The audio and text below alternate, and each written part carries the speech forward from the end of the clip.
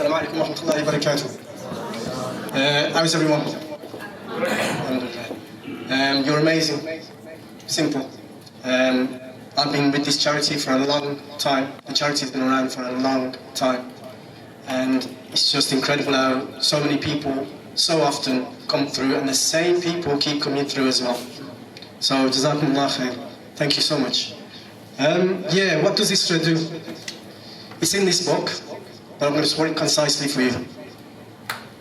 ISRA started over 40 years ago, and it was a dream for some Sudanese doctors who saw their people suffering through famine and through war, and found that while they were feeding them to survive one day, they couldn't survive for a week or a month because the food wasn't available, because it was just a sticky plaster. You can feed a person for a day, but you need to give him something or her something to survive. So they come up with the concept of empowering their own people. And subhanAllah, with that niyyah, those people, most of them, are not with us any longer. May Allah reward them. Because this is their sadaqah jariyah. ISRA is the sadaqah jariyah of some Sudanese doctors who 45 years ago saw suffering of their fellow human beings and did something about it. You are the legacy you are carrying on.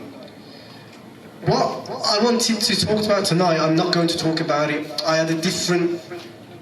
I sort of looked at it and I said, why don't I introduce you to some of the real beneficiaries who we are actually helping today? And then I'll give you an idea of where we're working. I want to start off, I'll put my glasses on, getting on. A young man called Abdullah Ad-Dak. He's a young Syrian boy who is a refugee in Turkey. He has cerebral palsy. His life will never be fantastic, but it's even worse as a refugee in Syria with no status. But what you people did is raise some funds, and with those funds, Abdullah now is receiving psychological and physiotherapy care, and also his parents are able to get some respite. He's a living human being who is struggling, but with our help, with your help, as a bit of improvement, and his life will be better for ISRA and you being in his life. That is a young man in Turkey. He was July 24, he was born in 2017, so he's just 8 years old. That is Abdullah. And I just want to let you know about the Syrian refugees in Turkey. They're not all Syrian. Some of them are Palestinian with Syrian citizenship or statehood, or they were refugees inside of Syria who became refugees inside of Turkey. They are refugees 2 and 3 times over. The suffering of these people go on, and really we are their hope. A young girl, Jannat, this is Yemen, Jannat, Jannat they say girl. Hassan Mohammed, she suffers from malnutrition and severe acute malnutrition. She cannot digest her food without special type of medical food, and it has to be high protein food, but she can't digest, so she needs the medical attention. Her family have had to come from the rural area and go into the city. I don't know if this is Ta'iz or is it Sana'a. So they have to go into the city to get hospital treatment. The hospital treatment initially is free. However, aftercare is not free.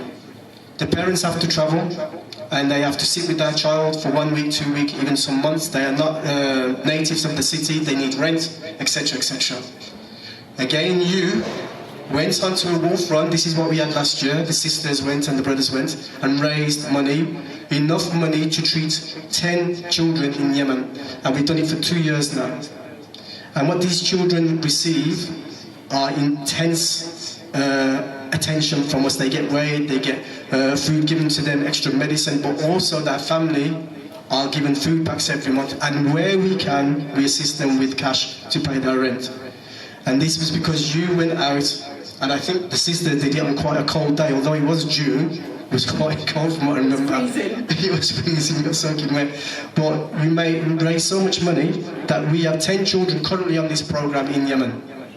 They're malnourished and they're struggling, but we are helping them, and inshallah they will get through. A result of 24, from 23 to 24, is from the 10 children that we assisted, 8 survived. Allah took 2 of them. But the effort was there.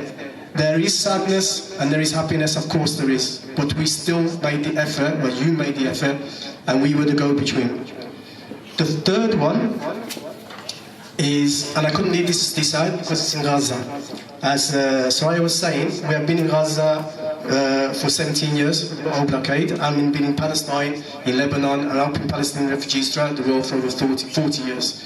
I don't have him here, but the young man is called, his surname is Zamli.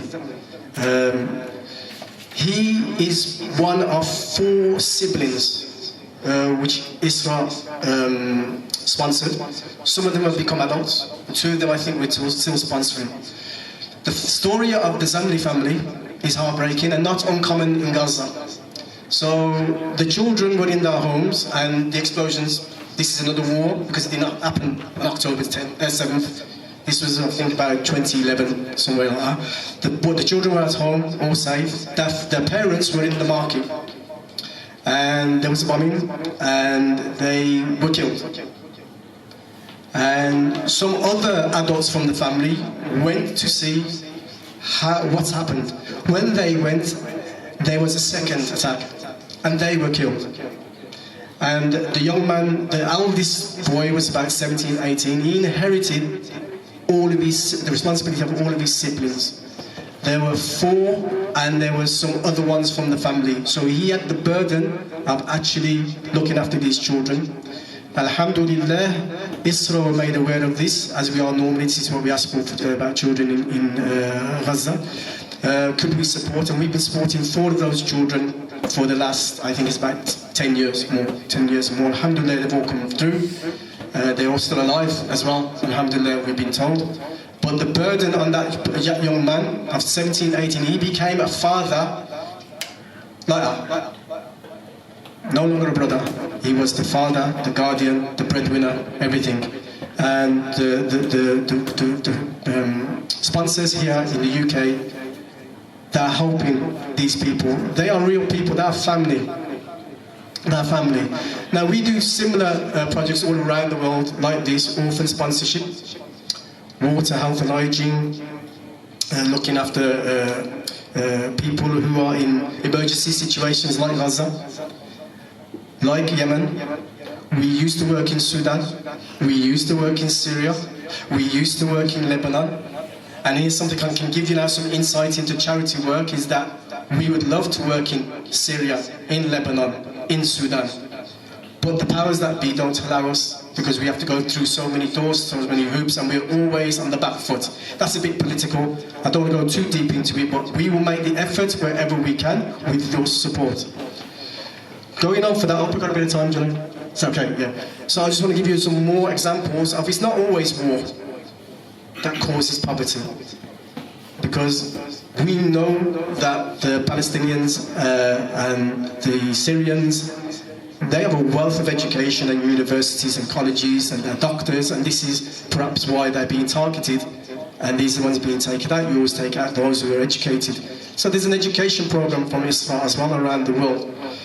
We're working currently in Uganda, quite a lot in Uganda. We're doing water projects, we're doing education projects, we do building mosques, and there are some brothers here I can see, again, without them, we built a few mosques in Pakistan through their fundraising. Those people in Pakistan are praying today, and the barakah is going to those people who raised that money.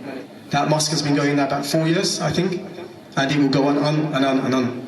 So the reward is for all, the ajr is for everybody. From the person who's raising the funds, to ISRA staff who are finding these projects, to our people in the field. And again, this is a real story. It's about Sister Wella. Just a name to most people. She exists. She is in a place called Dar al-Balah in Gaza.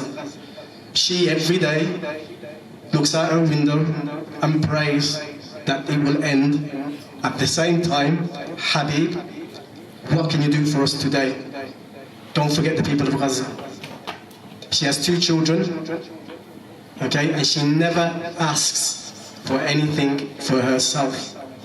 She says, last night we had 5 people killed, we had 10 people killed, we got no flour, my child hasn't seen an egg in 3 months. We have had no clean water in the area for 2 weeks. And I can see at the back there are people that have raised money for water, through walks and through hiking. This water was delivered on your behalf to the people of Gaza who made dua for you. So what I'm trying to get to you is that there are lots of things going on. You can see around what we're doing, sponsor an orphan, emergency at Gaza. You've got build the mosque. Take the challenge. Because when you take a challenge, you make a difference in life to people's lives around the world, and a difference has been made for nearly 40 years and more. And it has a significant impact. And I'm going to finish. I haven't said everything I wanted to say, but I did want to also talk about an individual. And I think we cannot have an ISRA celebration or an awards without mentioning one individual who is no longer with us. May Allah accept him as well, who carried on the legacy of those Sudanese doctors. His name is Abdul Samad, rahimahullah. May Allah accept him. We are here today, especially myself. I'm here today, following and hoping to emulate this man. And a quick story, if you've got time. Yeah, sorry. A quick story about him as well. Real life people, it's real. These are real people, we don't have to make it up. You know, you are following his footsteps. Abdul Samad, rahmallah, was once called David. And he left home as a 19, 20-year-old from Leicester and decided he wanted to see the world. No intention about Islam, nothing about religion. He ended up in Pakistan. Took his Islam in Pakistan, learned his Arabic, learned his Urdu, and became this great man. And he brought back with him an intention to start a charity in UK called ISRA, Islamic Relief Agency, which he did. And from this one man, ISRA UK in the UK has sponsored thousands of orphans, given millions of litres of clean water, built mosques, built schools, educated children, sponsored orphans, given food, emergency, and taught us, myself, and if Junaid doesn't mind me saying, Junaid and other people, that humanity exists everywhere. Humanity exists everywhere. And being human is an attribute from Allah subhanahu wa ta'ala. And you are all when you see somebody suffer, you are hurting inside. And as Sister Sri alluded to, you make that effort in the cold rain, you go out and you do what you do because of your humanness. And of course we have the Islamic perspective of it as well. It's part of a duty of the Muslim, and not only to help fellow Muslim, but to help a fellow human being. And this is one of the things that also I want to get across, that yes, we work mainly in Muslim countries, but we work with anybody who is in need. Let no cry be left unheard, a saying of one of our brothers.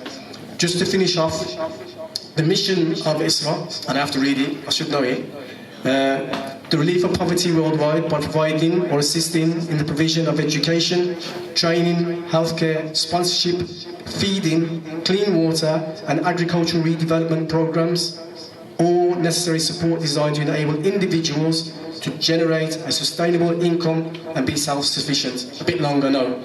Our vision, instill change, hope and prosperity to the lives of many. So you are definitely answering that call, and you are making those doctors, I'm sure, if they could and see, so proud of what they have achieved and what you are achieving on their behalf. And thank you all again so much. I hope I give you some information. Please don't be shy to ask. If you have any interest in anything, I'm here. The books are here. Our website is available. And we will be here, inshallah, as long as Allah wills. And as long as you are supporting us and getting the message, spread the message for us, please. بارك الله فيكم. السلام عليكم ورحمة الله وبركاته.